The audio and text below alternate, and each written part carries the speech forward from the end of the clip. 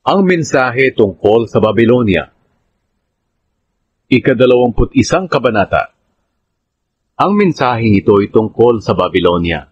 Sasalakay ang mga kaaway na parang buhawi. Dadaan ito sa Negev mula sa ilang, sa nakakapangilabot na lupain.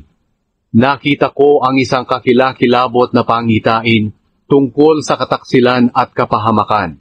Kayong mga taga-Elam at taga-Media, palibutan ninyo ang Babylonia at salakayin. Wawakasan na ng Diyos ang pagpapahirap niya sa ibang bansa. Ang nakita kong ito sa pangitain ay nagdulot sa akin ng matinding takot at nakadama ako ng pananakit ng katawan na para bang babaeng naghihirap sa panganganak. Kinakabahan ako at nanginginig sa takot. Sana makapagpahinga ako paglubog ng araw, pero hindi maaari dahil takot ako sa maaaring mangyari. Naghahanda ng piging ang mga pinuno. Naglalagay sila ng mga pansapin para upuan. Kumakain sila at umiinom nang biglang may sumigaw, "Magmadali kayo! Humanda kayo sa digmaan!"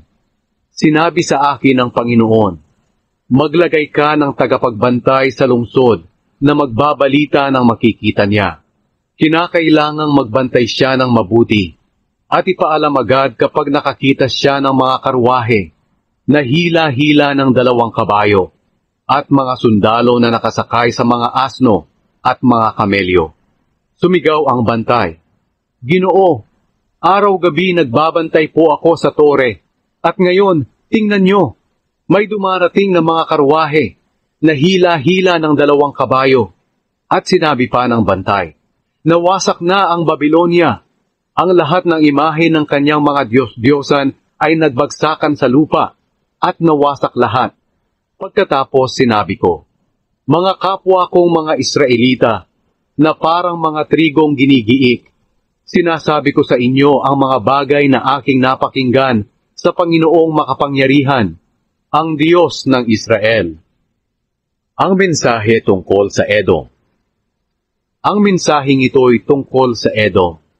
May taong mula sa Edom na palaging nagtatanong sa akin, "Tagapagbantay, matagal pa ba ang umaga?" Sumagot ako, "Mag-uumaga na, pero sasapit na naman ang gabi. Kung gusto mong magtanong ulit, bumalik ka na lang." Ang mensahe tungkol sa Arabia.